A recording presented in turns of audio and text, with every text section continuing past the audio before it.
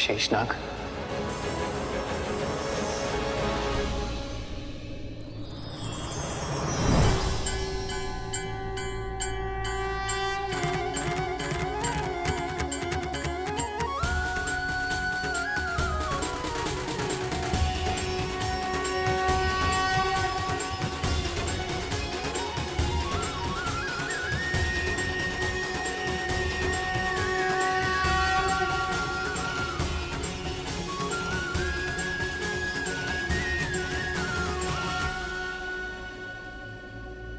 प्रभु, संसार के हर सत्य को जानने वाले नारायण को मैं भला क्या सत्य के दर्पण दिखाऊंगा। अब आज्ञा दे दीजिए प्रभु। धरती पर मेरा कार्य समाप्त हुआ। ये जो कुछ भी घट रहा है, ये सब नियति का लिखा है, जो आप ही ने निर्धारित किया है प्रभु। संसार के संचालन के लिए, जगत के कल्याण के लिए, ताकि मैं आपसे पूर्व वैकुंठ जाकर आपके आने की तैयारी कर सकूं। वर्षों से सुने पड़े वैकुंठ को आपके आगमन के लिए सज्ज कर सकूं। आपकी प्रतीक्षा में बैठी माता लक्ष्मी की सहायता कर सकूं। अब मानव मोह त्याग हर भाव से ऊपर उठ जाइए प्रभु, और अपने इस सेवक को जाने दीजिए, अपना धर्म निभाने दीजिए। वो जो हठ में प्रतिज्ञा लिए बैठा है, वो केवल श्री राम का छोटा भाई लक्ष्मण ही नहीं, स्वयं नारायण के सेवक शेषनाग का रूप भी है।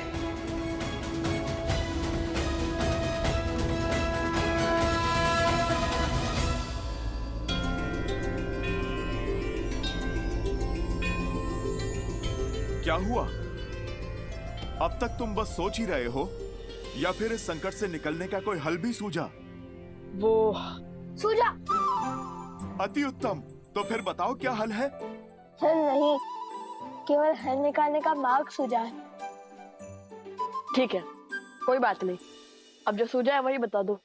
पिताश्री कहते हैं, जब समस्या का हल ना मिले तो एकाग्रता से ध्यान देना चाहिए। जब इंद्रियां केंद्रित होंगी, बड़ी सी बड़ी उलझन क्षण भर में सुलझ जाएंगी। तो फिर विलंब किस बात का? लगाओ ध्यान। अरे, आप कहाँ चल दिए? प्रभु केवल समस्या का समाधान खोजने के लिए ध्यान लगाने का परामर्श नहीं देते, अपितु मन को शांत करने के लिए ध्यान को ढाल बनाने का निर्देश देते हैं। किंतु आपका मन क्यों व्याकुल है? अयोध्यापति का आदेश था कि जो भी उस वार्तालाप के मध्य में आएगा वो मृत्यु को प्राप्त होगा। इस समस्या का केवल एक ही निवारण है, मनाइए उन्हें। आपको उन्हें कहना होगा कि वो मुझे मृत्यु का ये दंड भोगने की आज्ञा दे दें। अभी मेरी समस्या के समाधान का समय नहीं आया है। जब आएगा तब मैं अवश्य आपको बताऊंगा। अब मैं चलता हूं उस चोटी पर।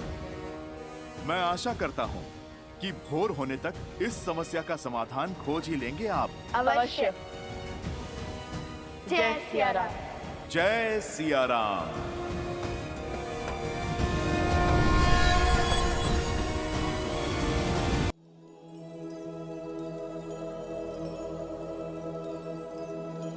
लक्ष्मण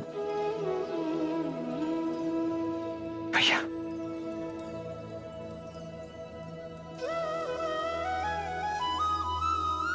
धन्य हुआ मैं, और धन्य हुई अयोध्या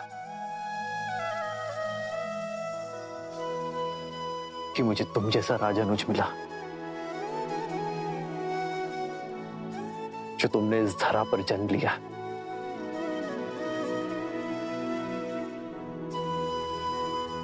जाओ लक्ष्मण, मैं तुम्हें जाने की आज्ञा देता हूं। धन्यवाद भैया। जिससे खोलंका तीर कल्पे रघुराई, उसे खो देने की बेला विकट अब आई, और लगा लखन विलापे यूं रामा, जो दे अनुमति जाए शरीर से प्राणा।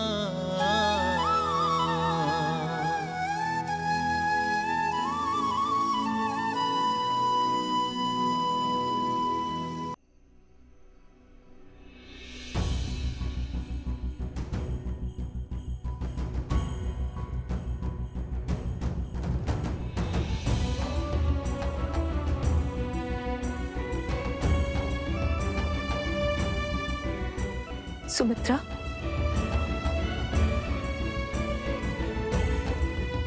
सुमित्रा,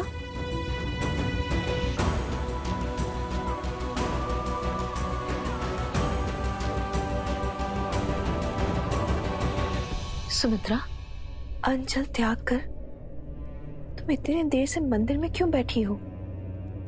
क्या बात है?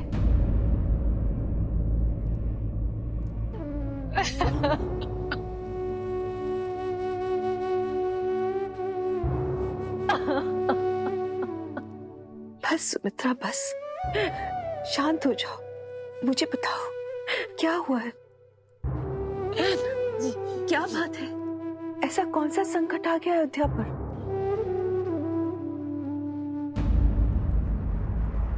ये श्वेत वस्त्र किसके लिए है? आर्य के लिए।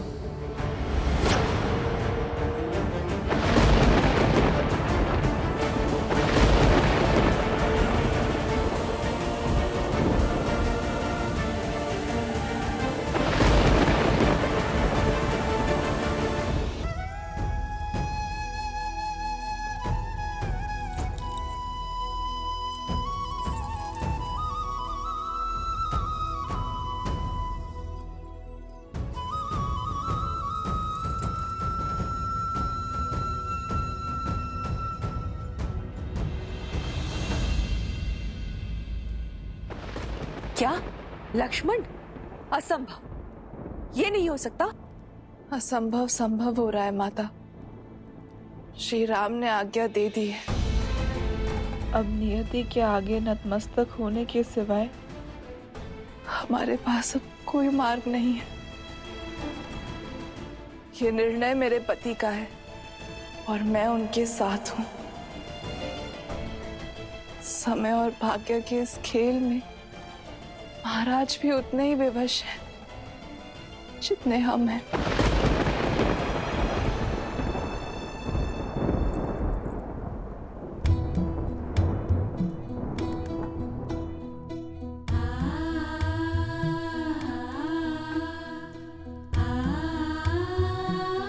मेरे स्वामी अयोध्या की सुरक्षा के लिए अपने प्राण न्यौछावर कर रहे हैं।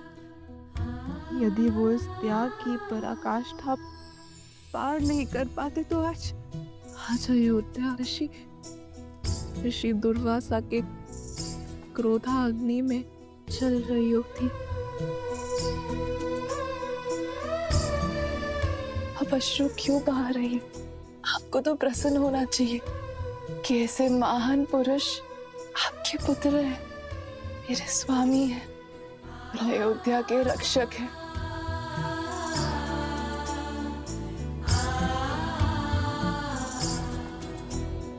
सौभाग्यशाली हो अयोध्या के लिए कि तुम बहने पुत्रवधू के रूप में मिली। तुम चाहे जितना छुपा लो, तुम्हारी व्यथा का आभास है मुझे।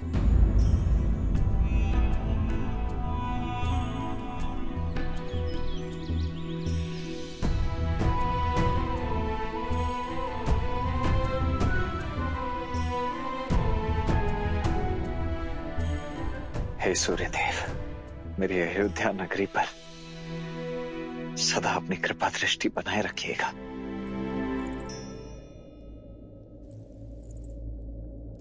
उर्मिला,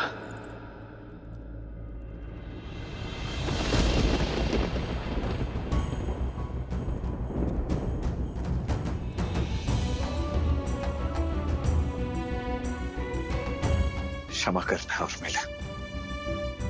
आयु के इस पड़ाव को तुम्हारे साथ बिताना चाहता था मैं, किंतु पिताश्री!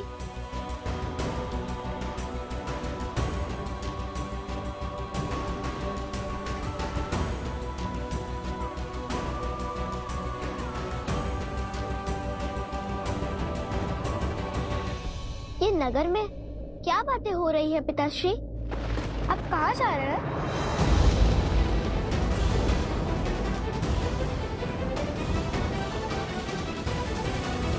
और मुझे आप दोनों से एक वचन चाहिए, दोगे मुझे? आप दोनों को जीवन भर लव कुश की प्रतिछाया बनकर रहना है, सदा उनका साथ देना है। जिस प्रकार मैं श्री राम का साथ देता आया हूं, तुम दोनों को भी आगे चलकर अयोध्या की उसी प्रकार सेवा करनी है जिस प्रकार तुम्हारे पिताश्री करते आए हैं। बिना किसी प्रश्न, बिना किसी शंका के सदा सर्वप्रथम रघुवंश की लाज बचानी है। लवकुश और अयोध्या पर आई हर समस्या, हर विपदा की ढाल तुम दोनों को ही बनना है। अपने राजा और अपनी प्रजा को सदा सर्वोपरि रखना है। चंद्रकेतु, अंगद,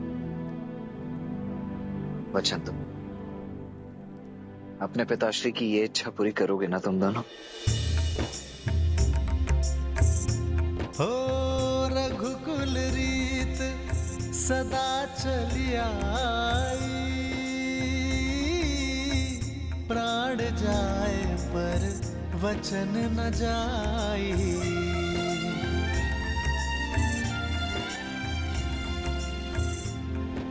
पुत्र,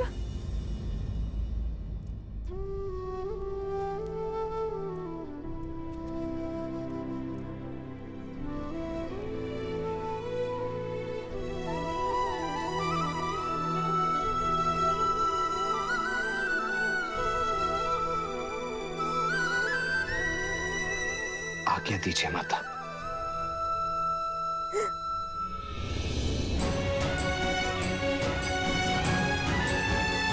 नहीं माता, संभालिए स्वयं को।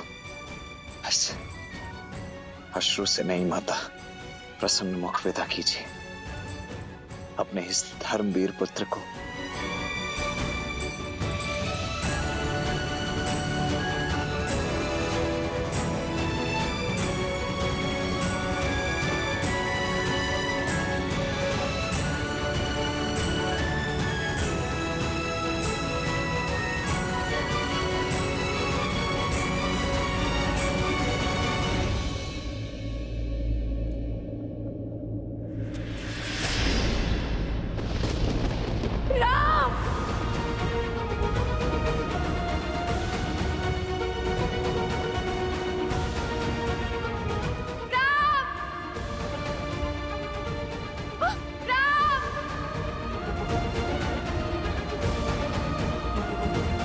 माँ, ये कैसे घोर पाप का भागी बना रही हैं आप मुझे?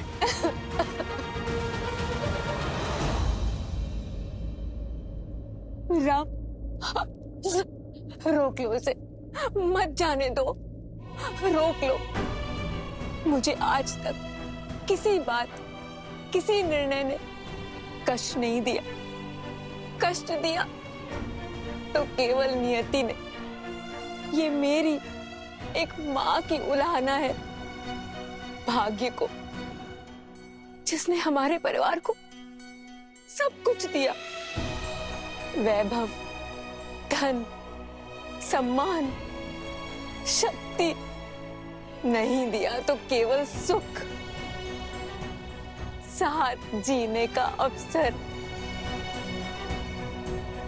राजमहल का एक एक राजकुमार इस सुख के लिए तड़पा है, वंचित रहा है। रघुकुल ने हमेशा अपनों की आहुति देकर संसार के कल्याण को चुना है, और आज लक्ष्मण भी वही करने जा रहा है। कब तक चलेगा ये आत्मसमर्पण का खेल राम? कब तक? इसे रोक लो। मैंने आज तक तुमसे कभी कुछ नहीं मांगा, लेकिन आज ये माता तुमसे मांगती है, इस अनर्थ को होने से रोक लो। मैं ये वियोग नहीं सह पाऊंगी। मैं अपने पुत्र को मृत्यु का आलिंगन करते नहीं देख पाऊंगी।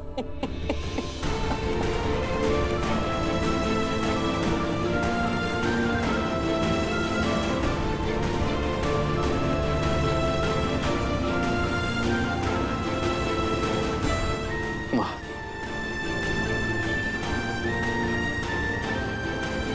बैठिए माँ।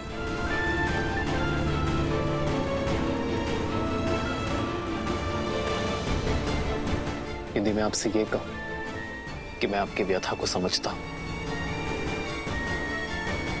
तो ये सत्य नहीं होगा मां। किंतु मैं एक सत्य को अवश्य समझता हूं कि सीता को खोने के पश्चात मैं नियति के विरुद्ध जा खड़ा हुआ, सब कुछ नष्ट करने को तत्पर हो गया। नियति अत्यंत कठोर होती है माता, किंतु उसे बदलना असंभव है। यदि हम कितना भी प्रयास करें, उसका परिणाम भयावह ही होगा। हर घटना के पीछे किसी नियति का ही उद्देश्य होता है मां। सीता का युग स्वतः जाना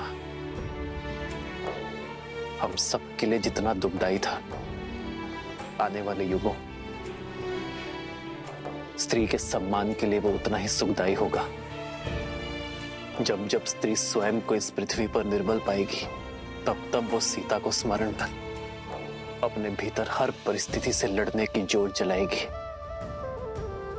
सीता वो बल उनके भीतर बनकर बहेगी जो उनका सामर्थ्य बनेगी।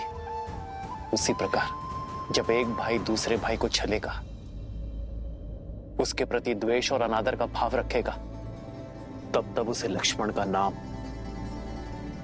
उसका जीवन, उसके त्याग का स्मरण होगा। जब जब एक भाई दूसरे भाई की ओर अपना विश्वास खोने लगेगा, तब तब लक्ष्मण वो खोया विश्वास बनकर उनके भीतर बहेगा।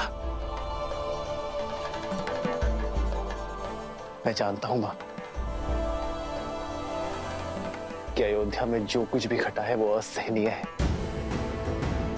किंतु कदाचित जो दुख, जो पीड़ा, जो परीक्षाएं हम झेल रहे हैं, वो इसलिए ताकि आने वाली पीढ़ियों को ये कष्ट ना झेलना पड़े, ताकि हमारा जीवन उनके लिए उदाहरण बन सके, ताकि हमसे सीख लेकर वो अपना जीवन उचित ढंग से जी सके। फिर मानव जीवन तो होता ही है उदाहरण प्रस्तुत करने के लिए मां। हमसे सीख लेकर ही तो आने वाली पीढ़ियां अपना निर्वहन कर सकती है। इसलिए मेरी आपसे हाथ जोड़कर विनती है मां,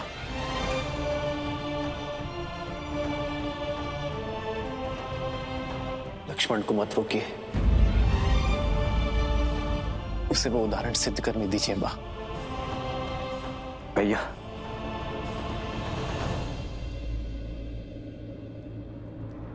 राजनुज लक्ष्मण की, राजनुज लक्ष्मण की आदर्श और मर्यादा की है ये कथा महापावनम। काटे मद श्री से मिला दे श्रीमद् रामायणम, श्रीमद् रामायणम, श्रीमद् रामायणम।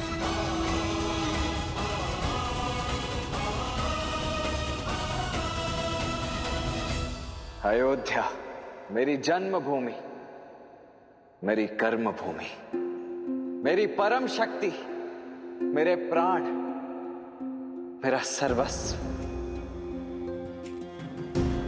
ये लक्ष्मण अयोध्या की इस पावन धरा का एक सेवक था, एक योद्धा था और सदा रहेगा। ये माटी, ये पवन, ये रथ चक्र के चिन्ह, ये सब मेरे जीवन के एक अभिन्न अंग रहे। और ये मेरा परम सौभाग्य, रघुकुल में जन्म लेना, उस वंश में उत्पन्न होना जो सदा अपने वचन पर जीता आया है। वो वंश जो सदा संसार को शौर्य, मर्यादा और बलिदान का पाठ पढ़ाता आया है। मुझे प्रसन्नता इस बात की कि मैं रघुकुल के नाम की लाज संपूर्ण जीवन रखता रहा और आज भी इसे अवश्य निभाऊंगा। राजनुज लक्ष्मण की जय। राजनुज